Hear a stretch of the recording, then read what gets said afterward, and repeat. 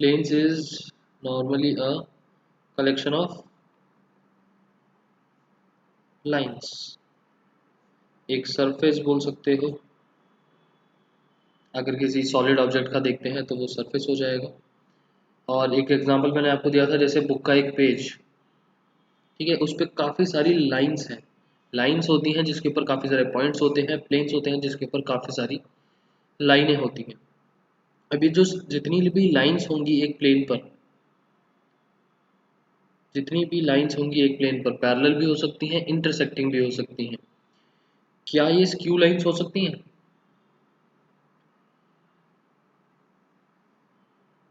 Parallel possible है, intersecting possible है, skew lines नहीं, क्योंकि स्क्यू लाइंस ना तो पैरेलल ना इंटरसेक्टिंग।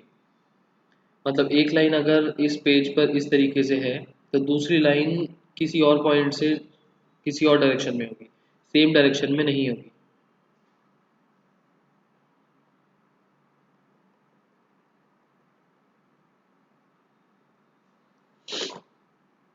एक बात पूछनी थी कि पैरेलल लाइंस का डिस्टेंस कुछ भी हो सकता है। हाँ प्रेम, कितनी भी दूर हो सकती है पैरेलल लाइंस के बीच का गैप, कुछ भी हो सकता है। मतलब ये देखो ना, अब इनके बीच में कुछ भी डिस्टेंस हो बीच में, क्या बोल सकते हैं? एंड स्क्यू लाइंस, प्रेम एक तरीके से ना मान के देखो, मैंने आपको एग्जांपल दिया पीछे, ये एक क्यूब है, इसको ना रूम की तरीके से मान के चलना, एक रूम है ये क्यूब शेप का, ठीक है। स्क्यू लाइन से आपको ना शायद थोड़ा इमेजिन करने में दिक्कत आ रही है। एक लाइन मानो ये, और एक लाइन मानो ये। अब एक रूम के अंदर जो ये वाला बाउंड्री है और जो ये वाली बाउंड्री है, ये कभी भी इंटरसेक्टिंग नहीं होंगी। ये अपनी अलग जा रही है, ये अपनी अलग जा रही है, ना कभी पैरेलल होंगी। इन दोनों लाइंस को बोलते हैं स्क्यू लाइंस।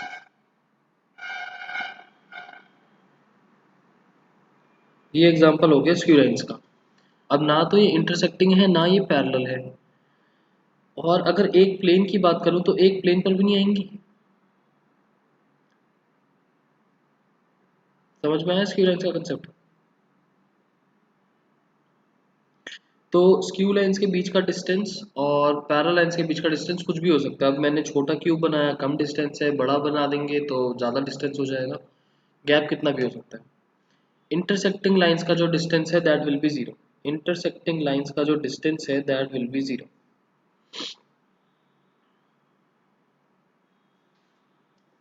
ठीक है, प्लेन्स पर चलते हैं आगे। पहला टॉपिक वही, इक्वेशन ऑफ प्लेन।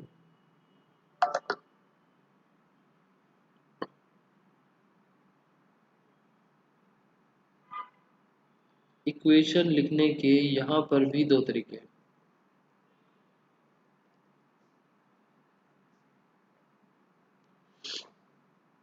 पहला वे है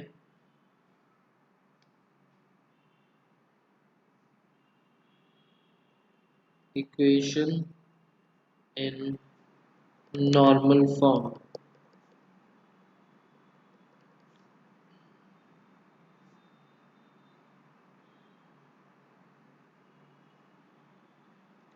इसकी वेक्टर फॉर्म बनती है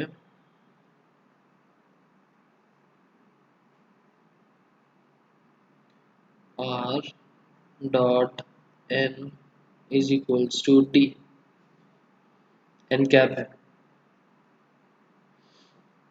इसकी कार्टेशियन फॉर्म बनती है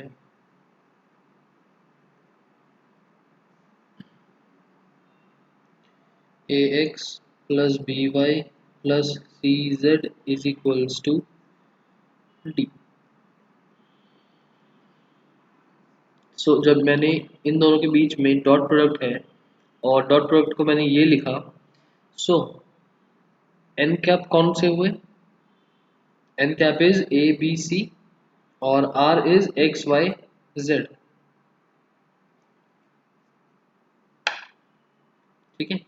यहाँ पर जो अपना r वेक्टर है उसको हम लिख देते हैं xi plus yj plus zk, और जो हमारे पास n कैप है उसको लिख देते हैं ai plus bj plus ck।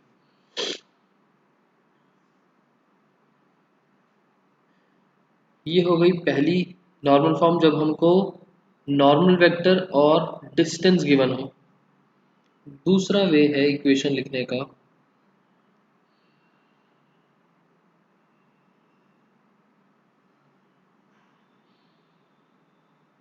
Equation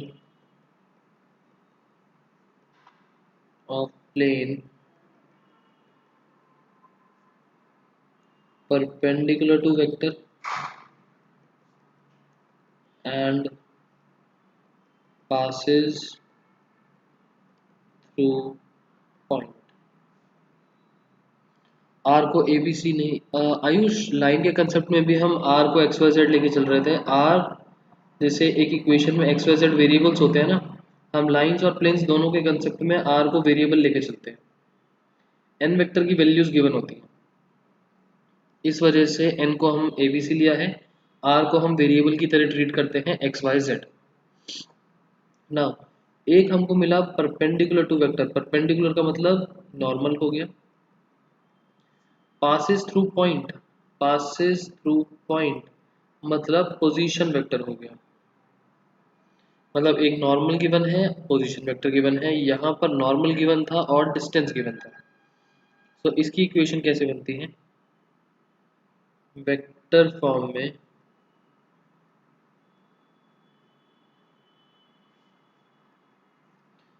same ये वाली चीज r minus a dot n is equals to 0। यहाँ पर n कैप नहीं है, n वेक्टर है। कार्टेशियन फॉर्म में इसको कन्वर्ट करेंगे। सो r होता है एक्स वाई जेड, a हो गया हमारे पास x1 y1 z1 और n हो जाएगा a b c।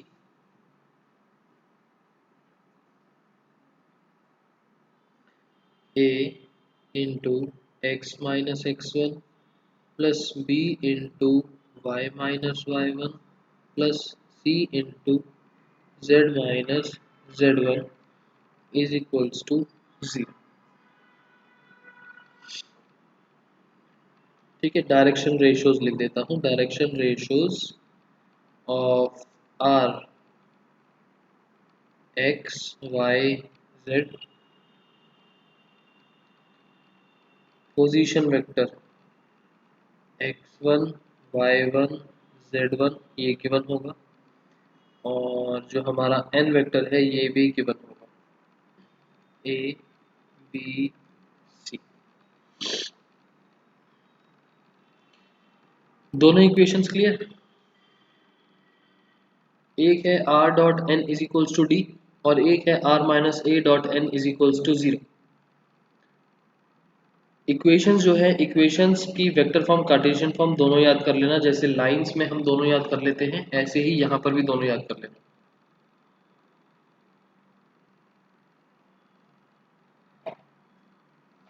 ये जो लिखा हुआ है ये आपकी नॉर्मल, जैसे हम नॉर्मल इक्वेशन नहीं पढ़ते a x plus b y plus c is equals to 0, but यहाँ पर 3 डायमेंशंस हैं तो एक सी जेड और आ गया, 4 वेरिएबल्स बन गए, नॉर्मल इक्वेशन बन जाएगी एक्स वाई जेड में। इन इक्वेशंस के बाद एक और तरीका इक्वेशन लिखने का,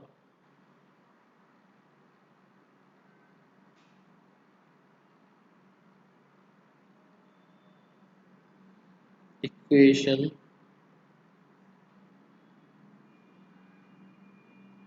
of plane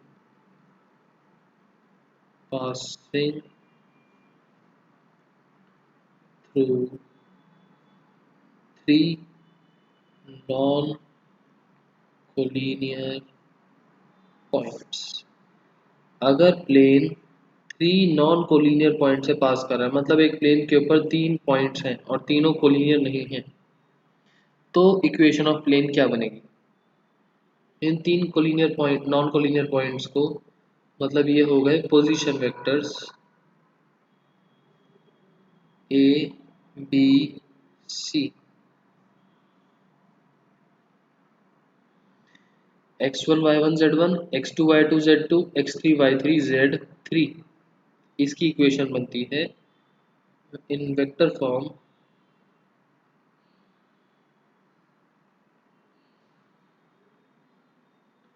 r minus A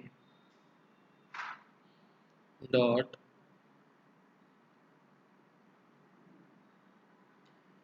b minus a cross c minus a is equals to 0।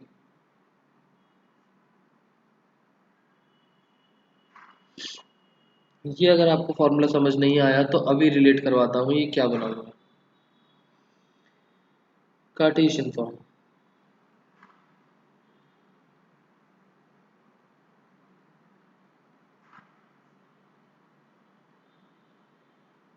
Determinant में, वैसे इस फॉर्मूले में वेक्टर फॉर्म याद कर लेना, कार्टेशियन को छोड़ देना।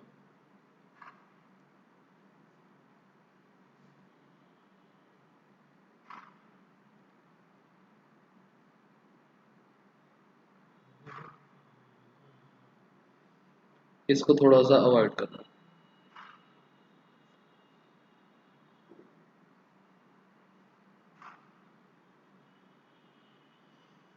फिलहाल r minus a first line में आ जाएगा, ये बनेगा x minus x1, y minus y1, z minus z1, b minus a cross c minus a, यहाँ पर b माइनस ए आएगा, यहाँ नीचे c माइनस ए आएगा, x2 minus x1, y2 minus y1, z2 minus z1, x3 minus x1, y3 minus y1, z3 minus z1 is equals to 0। Plane और shape में difference क्या हुआ? प्लेन और shape में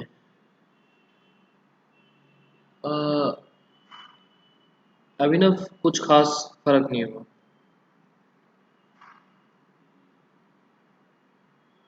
बस प्लेन किसी भी शेप का हो सकता है, और जो हम शेप्स पढ़ते हैं वो स्पेसिफिक पढ़ लेते हैं कि जैसे ट्रायंगल हो गया, सर्कल हो गया, स्क्वायर, रेक्टेंगल। प्लेन का मतलब सिर्फ कलेक्शन ऑफ पॉइंट्स, किसी भी चीज़ का सरफेस हो सकता है।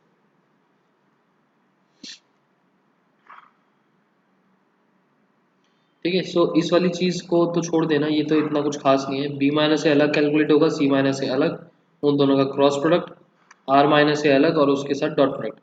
अब अगर आप इसको ध्यान से देखो तो ये इसी के जैसी सी फॉर्म है।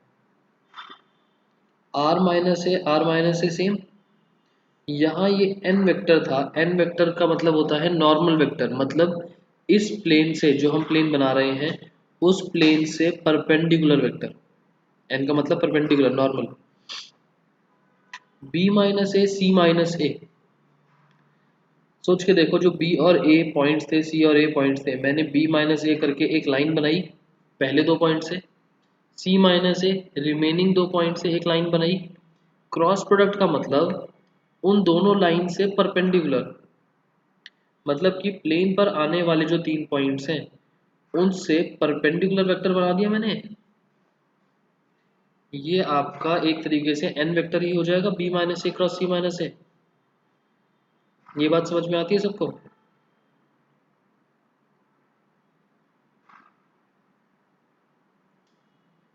नहीं, क्रॉस प्रोडक्ट का मतलब हमने वेक्टर चैप्टर में करा कि क्रॉस प्रोडक्ट करने से we get a vector which is perpendicular to both a and b, दोनों वेक्टर से। b माइनस ए को d वेक्टर बोल देते हैं, c माइनस ए को e वेक्टर बोल देते हैं। b माइनस ए बना इन्हीं पॉइंट से जो प्लेन पर आ रहे थे, c माइनस ए लाइन बनी इन्हीं पॉइंट से। तो अब ये जो d वेक्टर और e वेक्टर है, ये दोनों के दोनों प्लेन पर आ रही हैं। d और e का क्रॉस प्रोडक्ट का मतलब एक ऐसा वेक्टर मिलने वाला है जो d से भी परपेंडिकुलर, e से भी परपेंडिकुलर, मतलब कि ये जो प्लेन है जिस पर ये दोनों लाइंस एग्जिस्ट कर रही हैं, d और e, उस पर एक परपेंडिकुलर वेक्टर मिल जाएगा हमको। और इक्वेशन ऑफ प्लेन भी तो देखो, r minus a dot n, एक परपेंडिकुलर वेक्टर चाहिए होता है। अब कुछ रिलेट हुआ नहीं हुआ?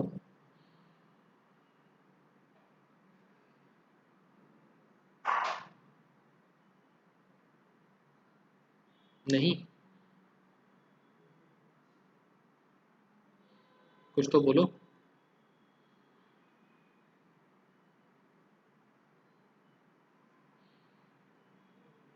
ठीक है,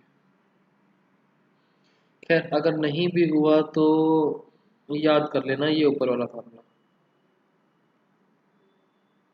आफ्टर दैट। काफी कम काम में आता है। Intercept form of equation.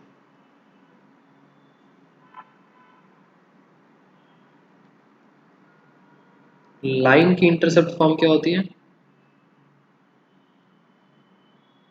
Line की इंटरसेप्ट फॉर्म, एन क्या है ऊपर वाले में? स्मॉल एन, कैपिटल एन, दोनों ही चीज़ें नॉर्मल वेक्टर को शो करती हैं। आपको कहीं पर भी स्मॉल एन मिले या कैपिटल एन मिले, कोई डिफरेंस नहीं है, आप कुछ भी वर्ड यूज़ कर सकते हो, स्मॉल कैपिटल। एन का मतलब नॉर्मल, बी का मतलब पैरेलल, लाइन्स के कंसेप्ट में। X by a plus y by b is equals to 1 होता है अभिनव, 0 नहीं होता। तो जैसे 2D ज्योमेट्री में लाइंस होती हैं वैसे ही 3D ज्योमेट्री में प्लेन्स हो जाते हैं। So intercept form x upon a plus y upon b plus z upon c is equals to 1।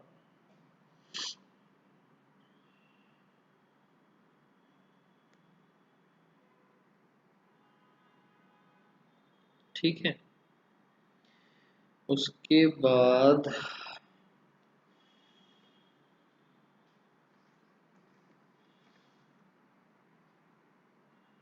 Coordinates थे सर, इंटरसेप्ट्स थे। आपको जैसे बता रखा हो कि वो एक्स वाई जेड एक्सिस पर कहाँ कहाँ पर इंटरसेक्ट बना रहे हैं, मतलब एक्सिस को कहाँ कहाँ इंटरसेक्ट कर रहा है, दैट इज ए बी सी।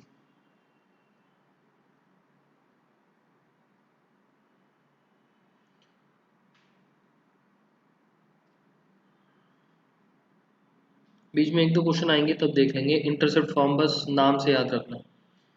हाँ गिवन होगा, ताने एक्स वाई जेड, जिस भी इक्वेशन जहाँ पर भी एक्स वाई जेड को छोड़ के जो भी चीज़ें हैं वो सारी गिवन होंगी या फाइंड आउट करनी होंगी। एक्स वाई जेड वेरिएबल की तरह ट्रीट होगा।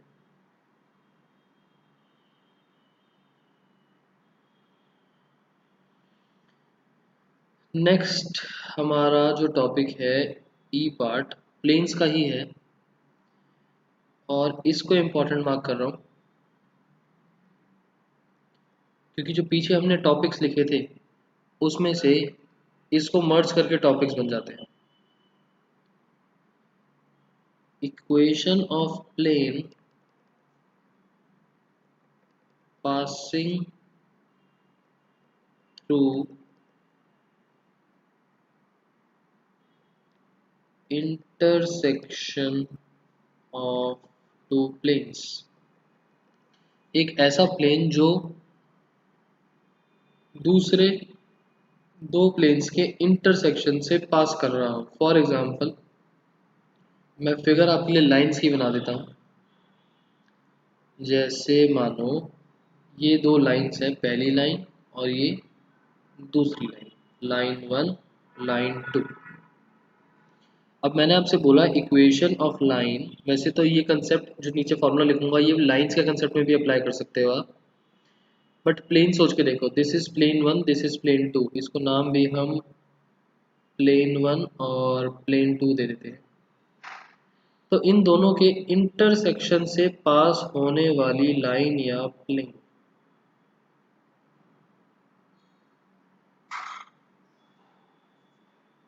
ठीक है, हम ढूंढ रहे हैं इसकी इक्वेशन।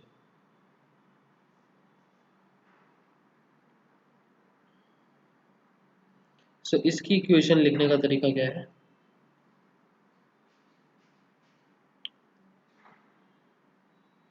जो हम इक्वेशन ऑफ प्लेन ढूंढ रहे हैं, लेट से दिस इज प्लेन 3, और जो दो प्लेन्स हमको ऑलरेडी गिवन है उसको मान लेते हैं प्लेन 1, प्लेन 2। प्लेन 1 की equation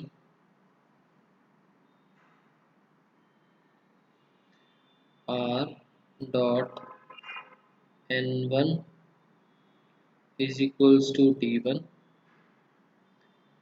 r dot n2 is equals to d2।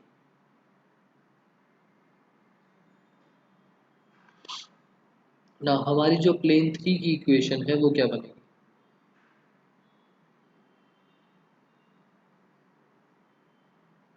Plane 1 plus lambda times plane 2 is equals to 0।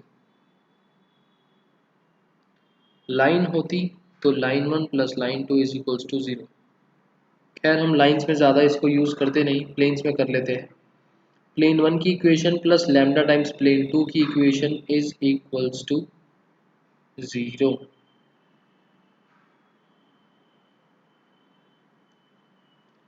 Clear है वाली चीज़?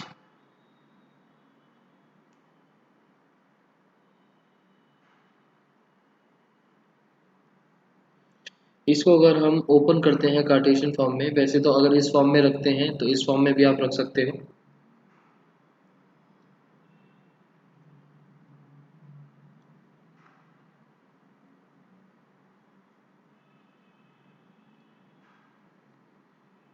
प्लेन 1 का मतलब r dot n1 is equal to d1, इधर आके माइनस d1 हो जाएगा, minus d1 plus lambda times r dot n2 minus d2 is equals to 0। Normal का formula क्या है? नॉर्मल तो अभिनव एक इक्वेशन है, नॉर्मल तो आपके लिए एक वेक्टर है, लाइन है। Normal is a perpendicular line.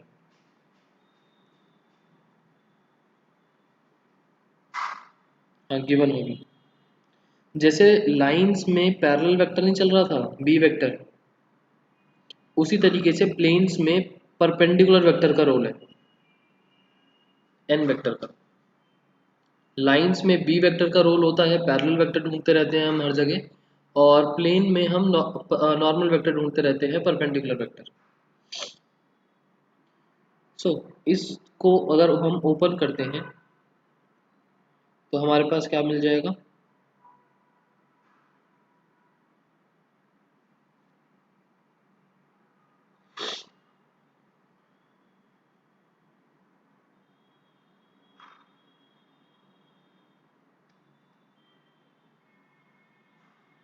r dot n1 मतलब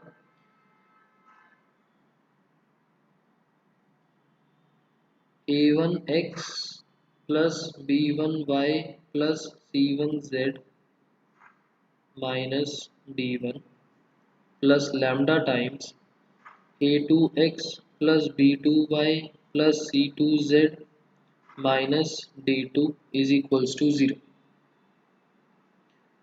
x वाली टर्म्स एक साथ, y वाली टर्म्स एक साथ, z वाली टर्म्स एक साथ, और कांस्टेंट को दूसरी साइड ले जाते हैं।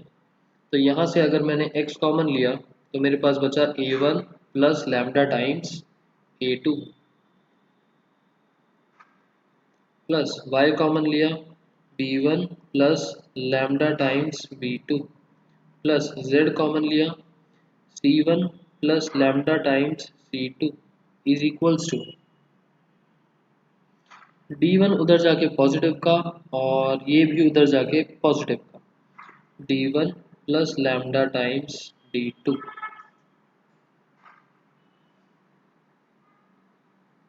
क्लियर? और इन तीनों स्टेप्स में आप लोगों के लिए याद रखने के लिए सबसे अच्छा स्टेप है ये, प्लेन्स की इक्वेशन को इज इक्वल्स टू 0 वाली फॉर्म में बनाओ और यहाँ पर डाल दो। या तो ये याद कर लो या ये वाली याद कर लो। ये वेक्टर फॉर्म में हो गई, ये कार्टेशियन फॉर्म में हो गई, इज इक्वल्स टू 0 चलते रहते हैं। और लास्ट का जो आंसर छोड़ेंगे वो इस फॉर्म में छोड़ देंगे। ये concept clear. Equation of plane passing through intersection of two planes. इसके बाद मैंने आप लोगों को बोला कि एक प्लेन्स पे काफ़ी सारी लाइंस होती हैं एंड एक ही प्लेन पर हैं तो उसको बोलते हैं कोप्लेनर।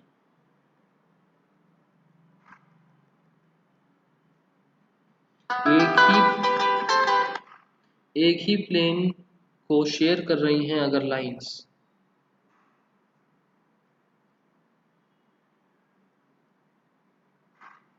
तो हम उसको बोलते हैं कोप्लेनर, कि वो दोनों लाइंस एक ही प्लेन पर हैं।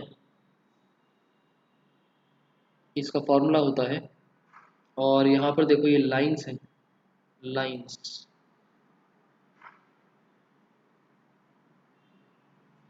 लाइन 1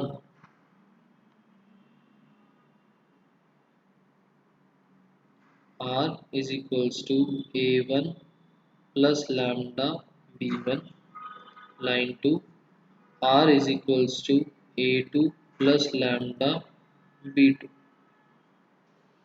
अब कोप्लेनैरिटी की कंडीशन क्या है? In vector form a2 minus a1 dot b1 cross b2 is equals to 0। Coplanarity का मतलब कि सेम प्लेन पर दोनों लाइंस एग्जिस्ट करती हैं।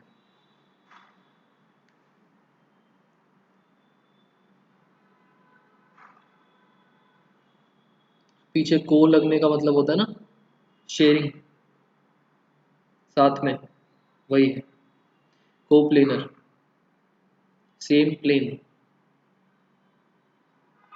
लिख देते हैं, सेम प्लेन। ये फॉर्मूला कहीं देखा देखा सा लग रहा है, कहाँ का फॉर्मूला है?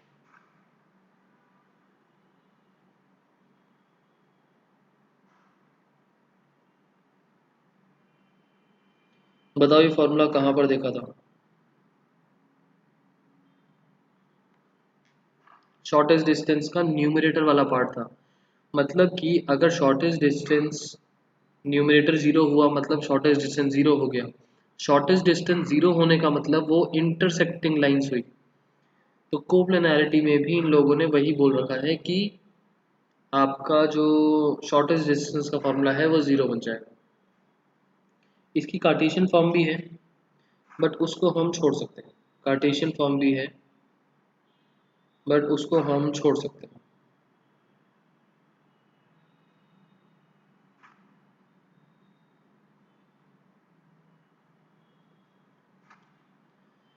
काफ़ी घुमा हुआ सा चैप्टर है, हाँ भैया थोड़ा बहुत बोल सकते हैं।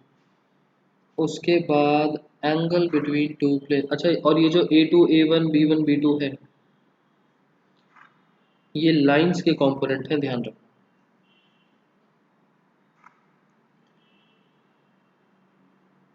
इसके बाद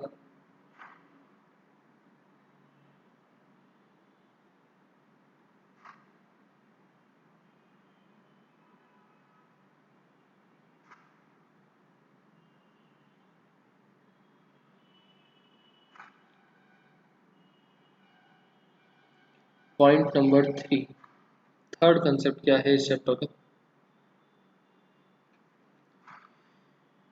angle between two planes,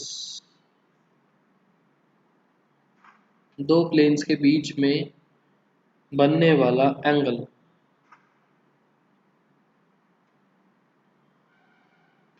vector form के अंदर cos theta is equals to n1 dot n2 upon magnitude of n1 magnitude of n2। ठीक है, लाइंस में भी सेम ही था, b वेक्टर था, बस यहाँ पर n वेक्टर है। कार्टेशियन फॉर्म में भी ये सेम तरीके से दिख जाएगा। cos theta is equals to, वैसे तो आप अगर ये याद रखो तो ज़्यादा अच्छा है, a1 a2 plus b1 b2 plus c1 c2,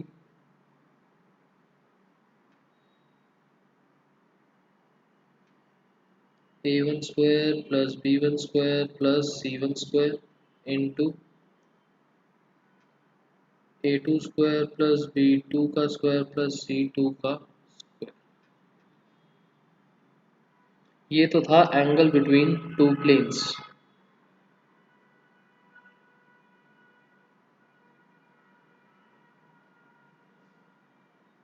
next,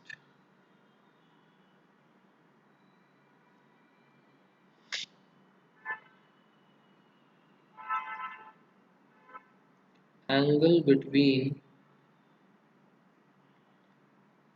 line and plane. Line और प्लेन के बीच का एंगल। अब लाइन है तो लाइन का मतलब बी वेक्टर आ जाएगा पैरेलल वाला, और प्लेन का मतलब एन वेक्टर आ जाएगा। सो यहाँ cos थीटा की जगह आता है sin theta is equals to,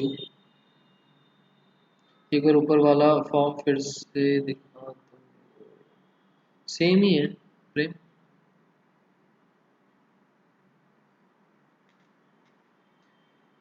cos theta की जगह sin थीटा, बाकी सारा कुछ सेम। लाइन और प्लेन है तो लाइन के लिए बी वेक्टर और प्लेन के लिए एन वेक्टर, उन दोनों का dot product upon respective magnitudes.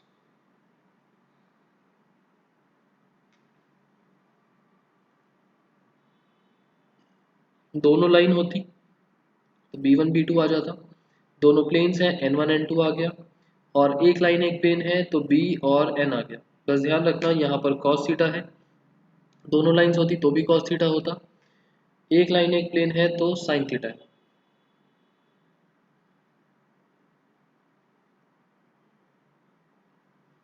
Line तो प्लेन पर ही होगी तो एंगल कैसे बना बीच में, उस पर आने वाली लाइन नहीं होगी फिर। अगर उस पर लाइन है तो जीरो बन जाएगा, पैरेलल पैरेलल वाला कंसेप्ट लग जाएगा। अगर आपका एंगल जीरो आता है that means line exist on the plane, और अगर लाइन कुछ अलग से है तो कुछ एंगल बना देगी। नोट सेंड कर देना, आज नेटवर्क इशू है। ठीक है तान्या, आज वैसे भी मैं फॉर्मूलेज ही डिस्कस कर रहा हूँ, क्वेश्चंस तो आई डोंट थिंक कि हो पाएंगे। उसके बाद fifth concept,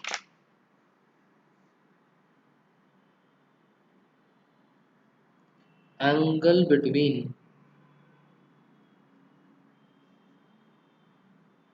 line and normal to the plane.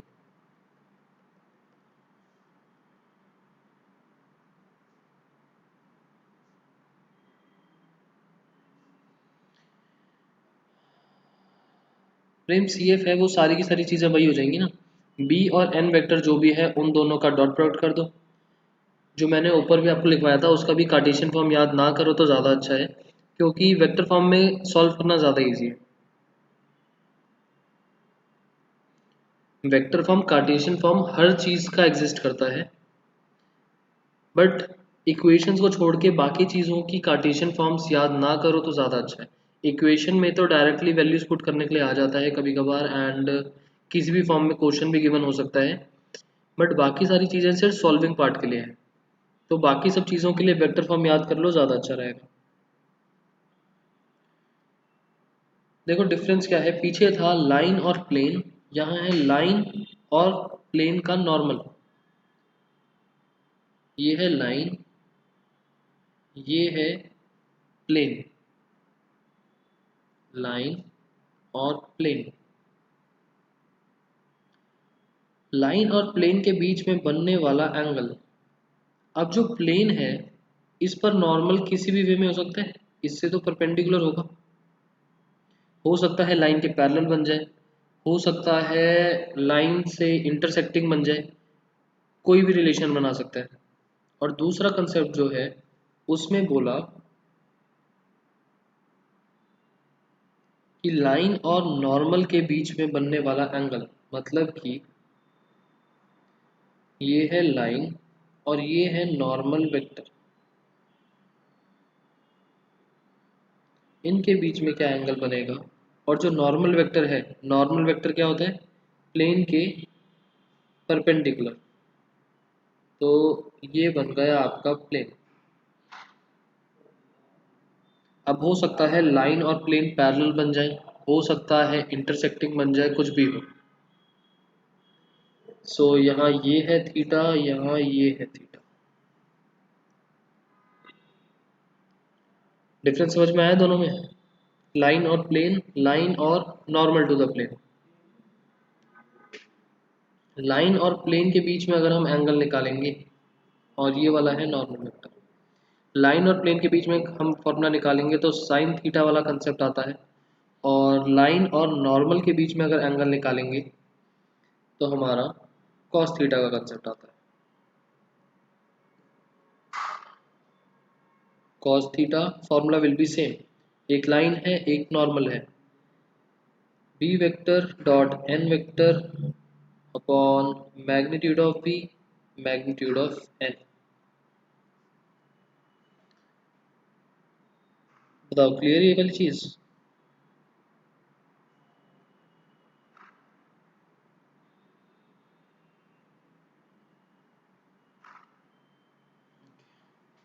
Next,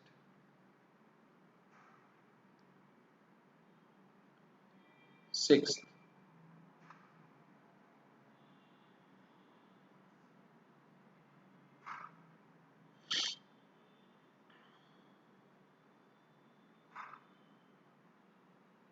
distance of a point from plane,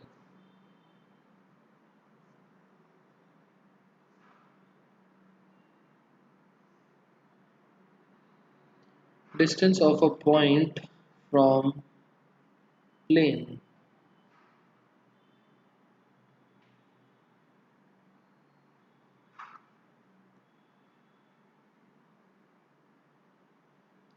इसके लिए एक तो हमको पॉइंट गिवन होगा और एक प्लेन गिवन होगा, और हमें कैलकुलेट करना है डिस्टेंस।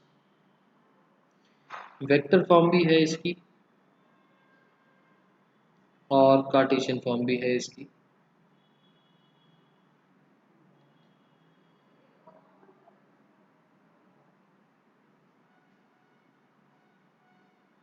इसके लिए आपके पास ज़्यादा बेटर रहेगा कार्टेशियन। ये पहला फॉर्मूला है जिसमें मैंने आपको बोला कार्टेशियन फॉर्म करने के लिए अवॉइड वेक्टर फॉर्म। वैसे दोनों चीज़ें सेम हैं but Cartesian form is better.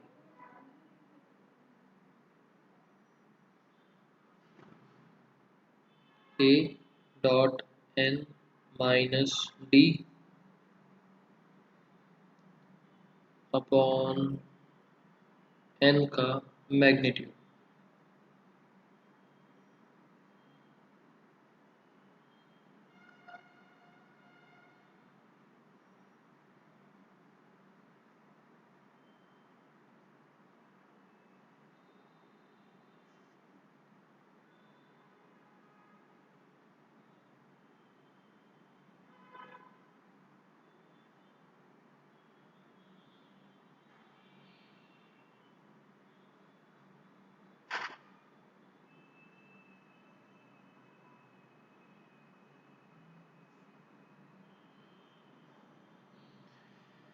ये भी चीज़ समझ में आ गई। इसके अंदर ध्यान क्या रखना है वो जब क्वेश्चन आएगा तब बताऊंगा। मैंने इसको कार्टेशियन फॉर्म के लिए क्यों बोला, एंड थोड़ी सी एक चीज़ ध्यान रखनी है।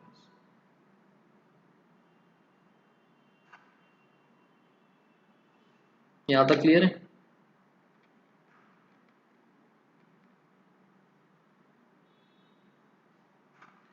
ओके, लास्ट कंसेप्ट,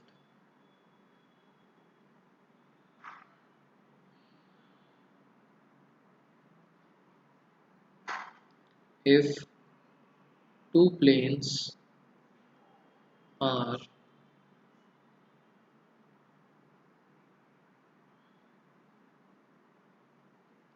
perpendicular, तो उस केस में क्या हो जाएगा, n1 dot n2 is equals to 0।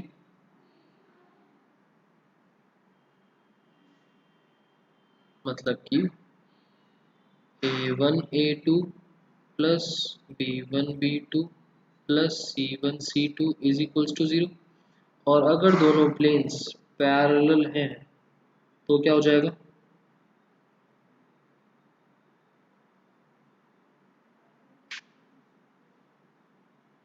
n1 and n2 are proportionate, जैसे लाइंस में था a1 by a2 is equals to b1 by b2 is equals to c1 by c2। ये चीज भी समझ आती है सबको।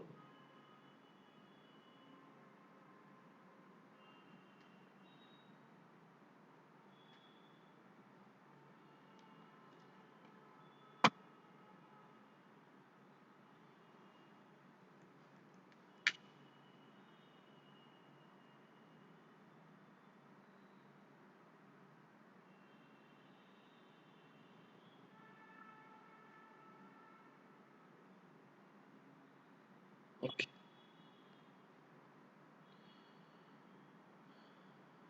बस एक चीज और,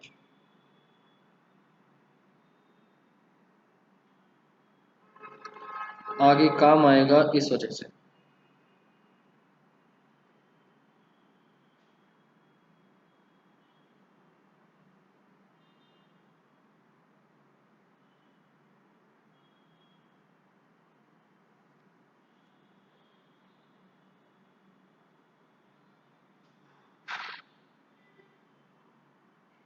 L1 is perpendicular to L2, L1 is parallel to L2,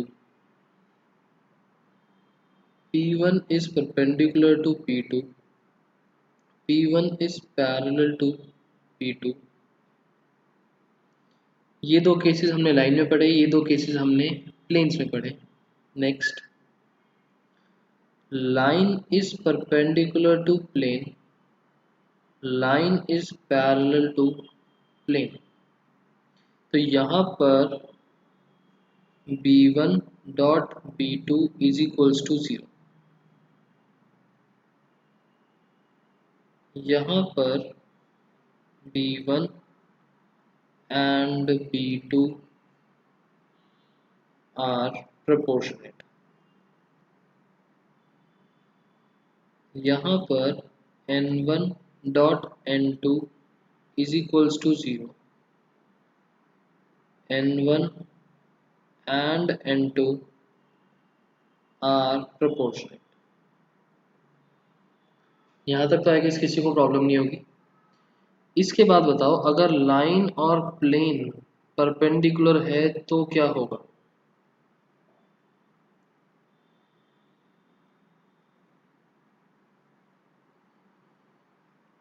b1 dot n1 is equals to 0।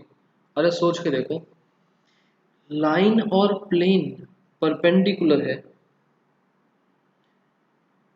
Plane के परपेंडिकुलर नॉर्मल वेक्टर है, लाइन के अंदर कंसेप्ट होता है b, p के अंदर कंसेप्ट होता है n। लाइन का पैरेलल वेक्टर और प्लेन का परपेंडिकुलर वेक्टर b और n के बीच में क्या रिलेशन बना,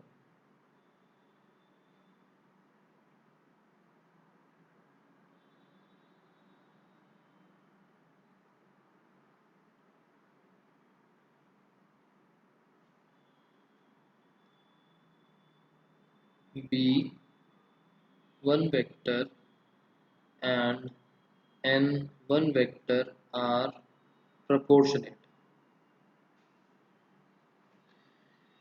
लाइन और प्लेन परपेंडिकुलर है, जो लाइन है पैरेलल वेक्टर भी लाइन के जैसे ही होगा, बट नॉर्मल वेक्टर प्लेन से परपेंडिकुलर होता है।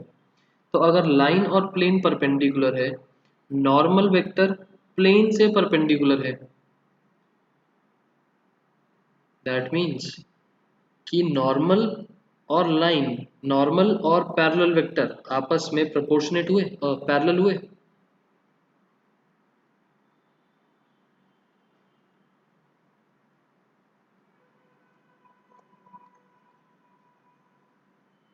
नहीं समझ में आया?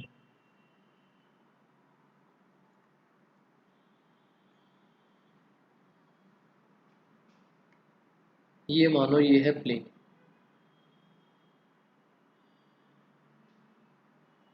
प्लेन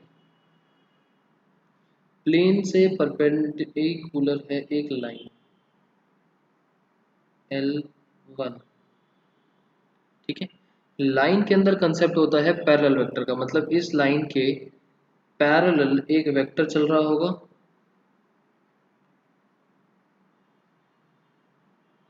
बी वेक्टर नाम से, और प्लेन के परपेंडिकुलर एक वेक्टर चल रहा होगा, नॉर्मल। तो बी और एन के बीच में क्या रिलेशन बना?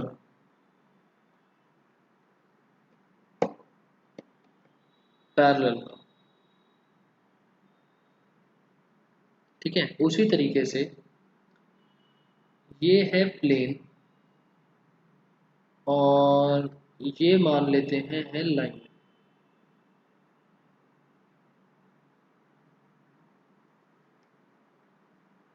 ये है प्लेन, ये है लाइन, दोनों आपस में पैरेलल है। लाइन के पैरेलल एक वेक्टर चल रहा होगा, पैरेलल के नाम से बी वेक्टर, और प्लेन के परपेंडिकुलर एक वेक्टर चल रहा होगा एन के नाम से। अब एन और बी के बीच में क्या रिलेशन बना?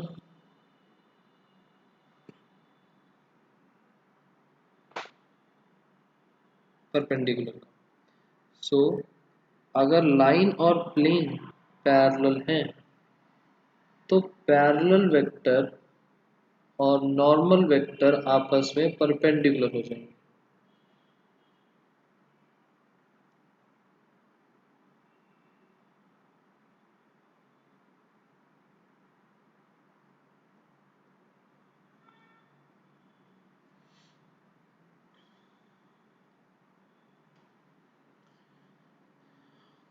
कुछ इसमें प्रॉब्लम्स? परपेंडिकुलर कैसे ताने? देखो,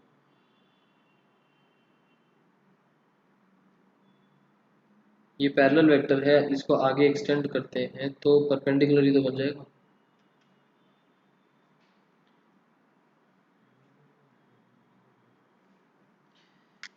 क्योंकि ना एक्चुअली क्या है, लाइन और जो बी वेक्टर है वो तो सेम ही बात हो जाती है क्योंकि पैरेलल है, बट प्लेन और नॉर्मल वेक्टर डिफरेंट लाइंस बन जाती हैं क्योंकि प्लेन, नॉर्मल वेक्टर जो है वो प्लेन से परपेंडिकुलर होता है। तो अगर हम प्लेन और प्लेन के बारे में बात कर रहे हैं, दोनों प्लेन्स परपेंडिकुलर, n1 p1 के परपेंडिकुलर, n2 p2 के परपेंडिकुलर, तो उन दोनों के बीच में भी परपेंडिकुलर वाला केस लग जाता है। बट जब मैं लाइन और प्लेन के बारे में बात करूंगा, तब लाइन का मतलब तो लाइन ही है, बट प्लेन का मतलब एक उसकी परपेंडिकुलर लाइन हो जाएगी, तो थोड़े से केसेस बदल जाते हैं।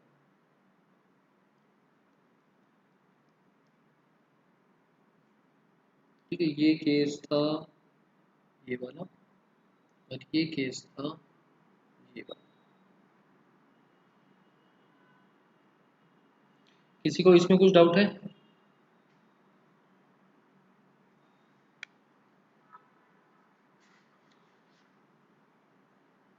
नहीं। हमने टोटल 7 चीजें पढ़ी, कौन कौन सी हैं?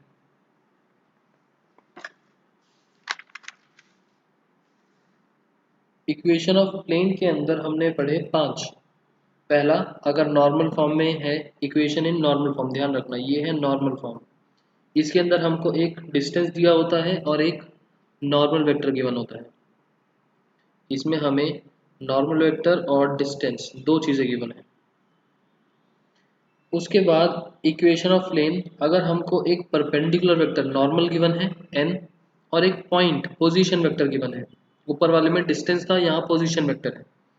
उसके बाद अगर हमको नॉर्मल वेक्टर नहीं गिवन, 3 पॉइंट्स गिवन है, तो हम एक पॉइंट को तो पॉइंट ही बनाएंगे और बाकी दोनों पॉइंट से हम नॉर्मल वेक्टर क्रिएट करके इक्वेशन बनाएंगे। उसके बाद intercept form, this is intercept form, a b c are the intercepts on the x y and z axis respectively. जो प्लेन है हमारा वो एक्स एक्सिस पर ए इंटरसेप्ट बना रहा है, वाई एक्सिस पर बी और जेड एक्सिस पर सी। उसके बाद लास्ट हमारे पास थे एक ऐसा प्लेन जो दूसरे दो प्लेन्स के इंटरसेक्शन से पास कर रहा हो। तो प्लेन वन की इक्वेशन जो गिवन है प्लस लैम्डा टाइम्स दूसरा प्लेन इज इक्वल्स टू 0, ये कंडीशन बन जाती है तीसरे प्लेन की जो हमको रिक्वायर्ड है। उसके बाद नेक्स्ट कंसेप्ट हमारा था कोप्लेनैरिटी का, कि दो लाइंस जो हैं वो सेम प्लेन पर एग्जिस्ट करती हों। इसकी क्या कंडीशन है कि उनका शॉर्टेस्ट डिस्टेंस दोनों लाइंस के बीच का इज 0। कार्टेशियन फॉर्म को इग्नोर कर देना। Angle between two planes, angle का कंसेप्ट, वैसे तीन चीज़ें हमने एंगल पढ़ी, प्लेन वन प्लेन टू के बीच में, लाइन और प्लेन के बीच में, और line and normal to the plane के बीच में। इनको एक ही कंसेप्ट में डाल सकते थे, मैंने अलग अलग बना दी। दो planes P1 and P2, formula same, cos theta के साथ बनेगा n वेक्टर्स में। वेक्टर फॉर्म करना है इसके अंदर, इसको छोड़ देना, कार्टेशियन फॉर्म को छोड़ देना। एंगल बिटवीन लाइन और प्लेन, इसके अंदर साइन थीटा है, b और n। सेम फॉर्मूले में साइन थीटा की जगह अगर cos थीटा निकलता है तो लाइन और नॉर्मल ऑफ द प्लेन आ जाता है।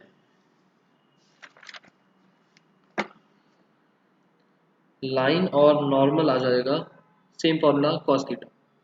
उसके बाद एक था distance of point from the plane, एक पॉइंट का डिस्टेंस प्लेन से, फॉर्मूला ये सेम फॉर्मूला है जो आप करते थे distance of point from a line. Line का जो करते थे उसमें सी जेड होने की जगह माइनस सी हो जाता था, a x plus b y plus c upon में ए बी सी का होल स्क्वायर करके, और a square plus b square करके सी स्क्वायर हट जाता था। यहाँ तीन एक्सिस हैं तो सी जेड का कंसेप्ट और सी आ जाएगा। ये हमने लाइंस में भी करा था, अगर दो प्लेन्स परपेंडिकुलर हैं तो दोनों के नॉर्मल वेक्टर्स का डॉट प्रोडक्ट 0, दोनों प्लेन्स पैरेलल हैं तो दोनों के नॉर्मल वेक्टर्स आर प्रोपोर्शनेट। और ये मिक्स्ड केसेस कि अगर एक लाइन और प्लेन पैरेलल हैं या परपेंडिकुलर हैं तो क्या क्या होगा। टॉपिक्स याद हो गए सबको?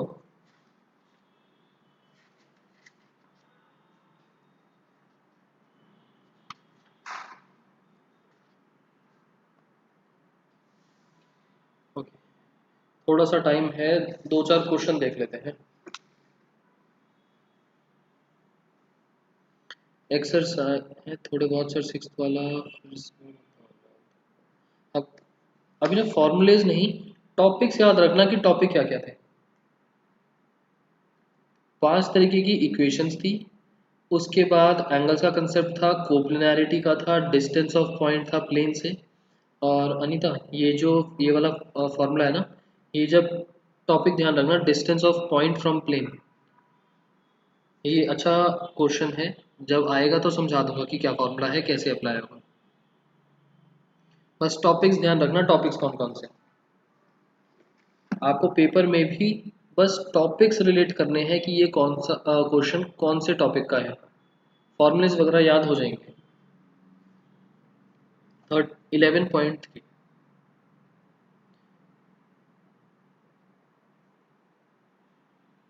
आपको पेपर में जो भी डिफिकल्टी आएगी टॉपिक रिलेट करने में ही आएगी, थोड़ी बहुत आई तो होगा कि कौन से टॉपिक का क्वेश्चन है।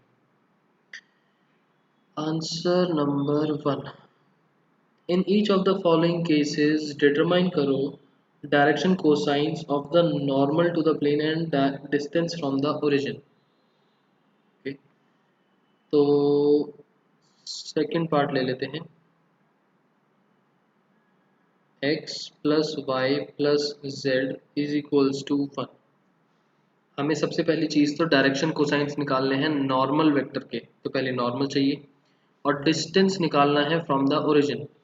तो मतलब कि ये r dot n is equals to D वाली फॉर्म बनानी होगी हमें और वहाँ से मिल जाएगा। तो किस तरीके से कर सकते हैं बताओ? n वेक्टर और d क्या मिलेगा?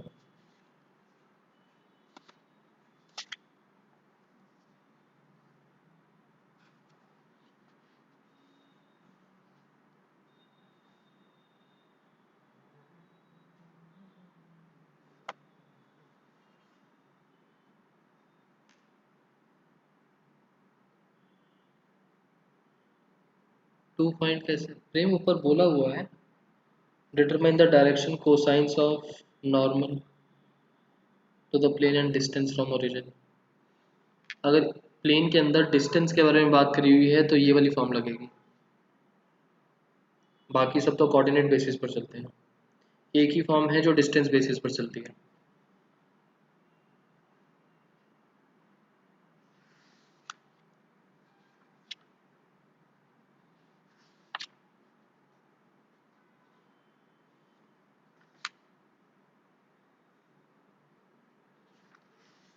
नॉर्मल फॉर्म और डिस्टेंस कैसे निकलेगा बताओ?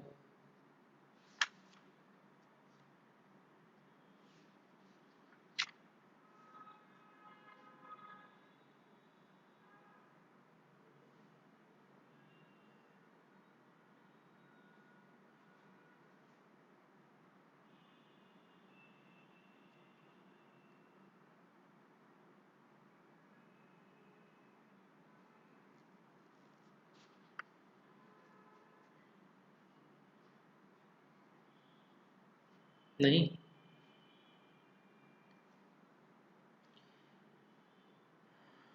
जो हमारी इक्वेशन होती है वो इसकी इक्वेशन कुछ इस तरीके से बनती है, a x plus b y plus c z is equals to d, where a b c जो हैं वो नॉर्मल वेक्टर के कोऑर्डिनेट्स होते हैं। अब हमें एन कैप चाहिए, तो एन कैप क्या बनेगा? एक्स वाई जेड के कोइफिशिएंट्स हैं यहाँ पर 1 1 1,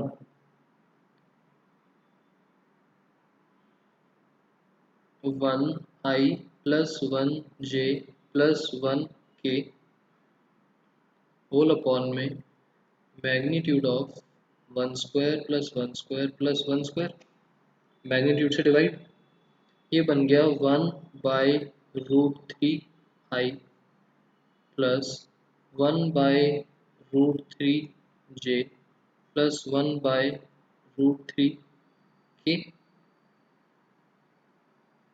ये चीज़ समझ में आई सबको?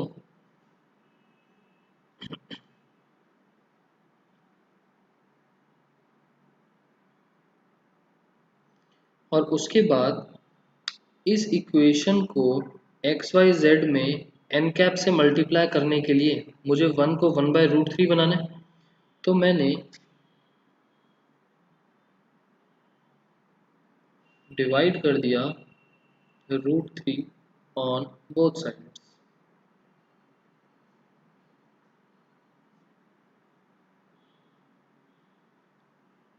One by root 3 X plus 1 by root 3 Y plus 1 by root 3 Z is equals to 1 by root 3 divide क्यों किया? क्योंकि एक्स वाई जेड के जो कोइफिशिएंट्स होते हैं ए बी सी, वो आपके नॉर्मल वेक्टर के डायरेक्शन रेशियोज होते हैं।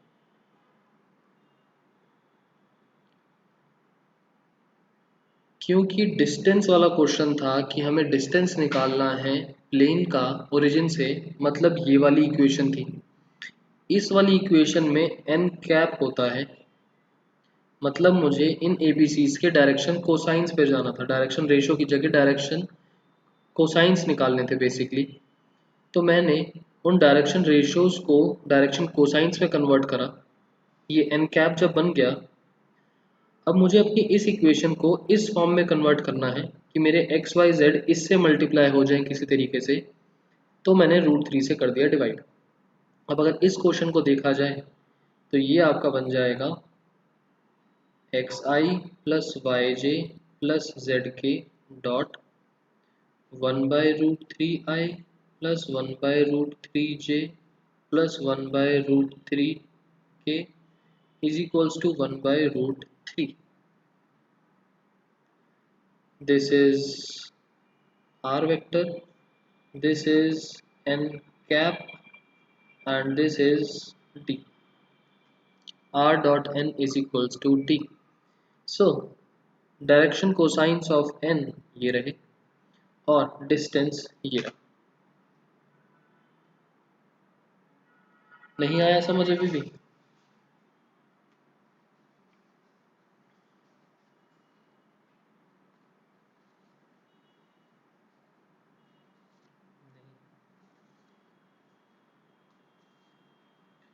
एक और कर लेते हैं।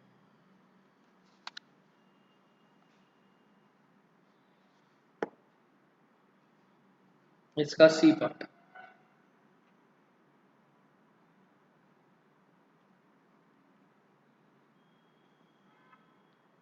To x plus 3y minus z is equals to 5। Equation होती है r dot n cap is equals to d, या फिर a x plus b y plus c z is equals to d. ठीक है ना? काफ़ी कंफ्यूजन है। देखो एक बार ये वाला देखो, अगर इसको नॉर्मल n वेक्टर बनाना हो तो ये क्या बनेगा? अच्छा, उतनी कंफ्यूजन से ज़्यादा अच्छा थोड़ा तो चलो करना ही पड़ेगा। 2 3 - 1, चलो ये चीज़ तो सबको समझ में आ गई। 2i प्लस 3j माइनस के, ये चीज़ सबको समझ में आ गई।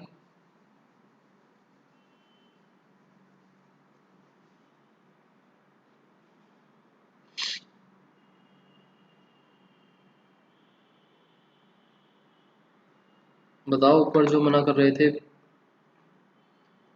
प्रेम, आयुष, अभिनव, अनीता, सबको समझ में आ गई ना? हमें इस इक्वेशन में n कैप चाहिए। n कैप कितना बना? 2i प्लस 3j माइनस के अपॉन अंडर रूट में 4 प्लस 9 प्लस 1,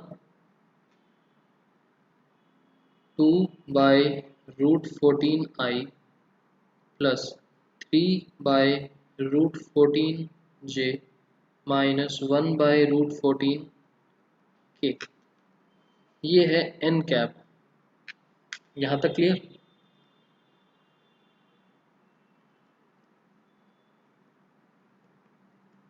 अब मुझे इस इक्वेशन को इस फॉर्म में कन्वर्ट करना है। इन 2 3 - 1 को n कैप बनाने के लिए, फिलहाल तो ये n वेक्टर है, बट n कैप बनाने के लिए कि मेरे x y z जो है n कैप से मल्टीप्लाई हो जाए, ये 2 3 - 1 की जगह ये सब लिखा हुआ आ जाए, क्या करूं?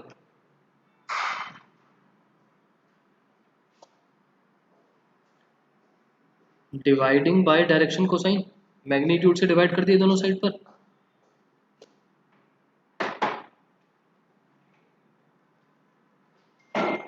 डिवाइड बाय √14 बोलो या फिर मैग्नीट्यूड ऑफ n वेक्टर बोलो, एक ही बात है on both sides.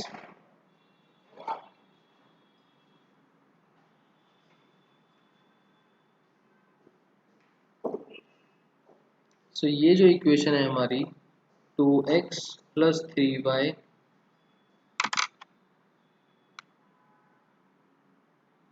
2x plus 3y minus z whole upon में √14 इज इक्वल्स टू 5 अपॉन में √14 √14 अलग अलग सबके नीचे 2/√14 x plus 3/√14 y minus 1/√14 z is equals to 5/√14। अब अगर आप इक्वेशन ऑफ प्लेन देखो तो हमारा जो एक्स वाई जेड मतलब आर वेक्टर है वो एन कैप से मल्टीप्लाई हो गया। ये वाली जो चीज़ है this is R dot N cap,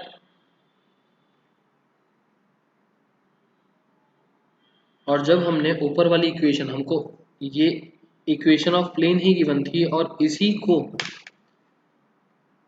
बस इस फॉर्म में लिखा है, तो ये आपका डी बना।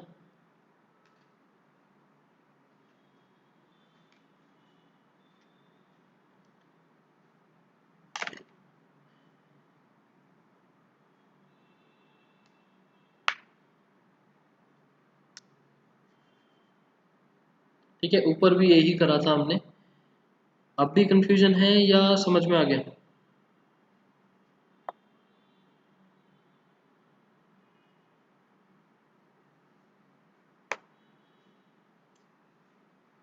डायरेक्टली √14 से डिवाइड कर सकते हैं। अब ना √14 आया कहाँ से वो तो दिखाओगे, वन मार्कर है तो डायरेक्टली कर दो, बट √14 कहाँ से आएगा वो भी तो शो करना पड़ेगा।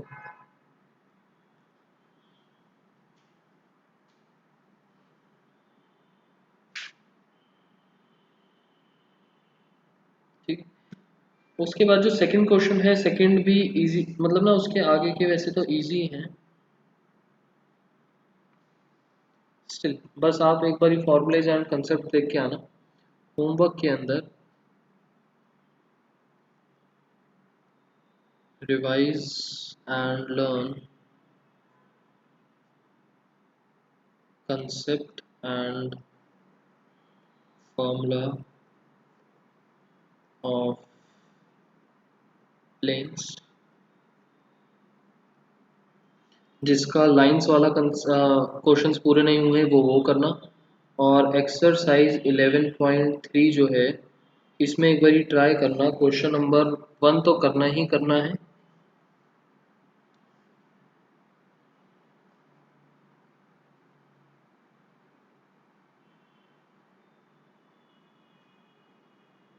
टू, 3, 5, 6 इक्वेशन ऑफ प्लेन बनानी है बस डिफरेंट फॉर्म से। बहुत इजी सा है, एक बार ट्राई ज़रूर करके देखना, क्लास में तो हम डिस्कस करेंगे। ठीक है, किसी को इसमें कुछ डाउट हो तो बताओ, बट ये ज़रूर करके आना। कल एक्स्ट्रा क्लास में क्या होगा? पहली चीज़ तो जो हमारे वेक्टर की एक क्लास चल रही थी जिसमें ऑडियो कैप्चर नहीं हो पाई थी, वो थोड़ा सा एक बार रिवाइज कर लेंगे। एंड टाइम बचता है तो आपके थोड़े बहुत जो अगर डाउट्स वगैरह होंगे उससे रिलेटेड वो देख लेंगे। वैसे टाइम बच ही जाएगा, ज़्यादा कुछ होगा नहीं। तो कुछ डाउट्स हो या उसमें से ही कोई क्वेश्चन समझना हो तो बता दें। टेस्ट भी डिस्कस कर सकते हैं, उसमें भी कोई दिक्कत नहीं है। अगर अगर लगता है कि आपके चीज़ें ज़्यादा है समझने के लिए तो फ्राइडे को भी सेम चीज़ कर लेंगे, इको वाली क्लास से पहले एक क्लास रख लेंगे 1 घंटे की।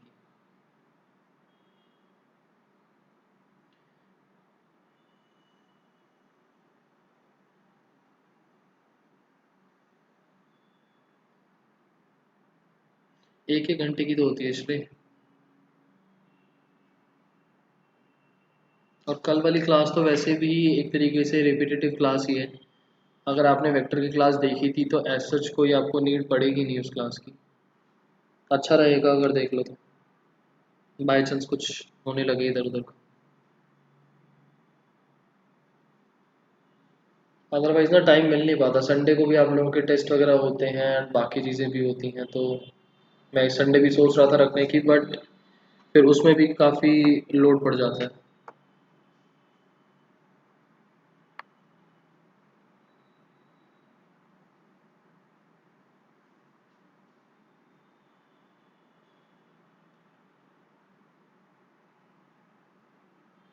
ठीक है, और कुछ डाउट्स? नहीं, ठीक। सो आज की क्लास ओवर, बाय बाय।